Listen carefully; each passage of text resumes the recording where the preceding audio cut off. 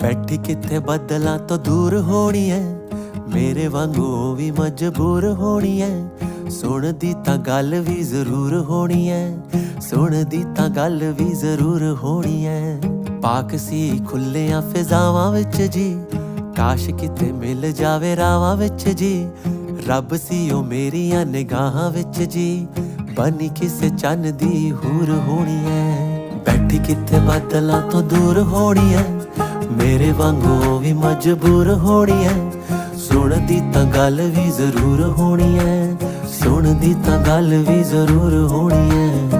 ਪੱਥਰਾਂ ਦੇ ਵਿੱਚ ਜਿਵੇਂ ਫੁੱਲ ਉੱਗਦੇ, ਅੱਜ ਕੱਲ ਸਾਥ ਯਾਰਾਂ ਕਿੱਥੇ ਪੁੱਗਦੇ।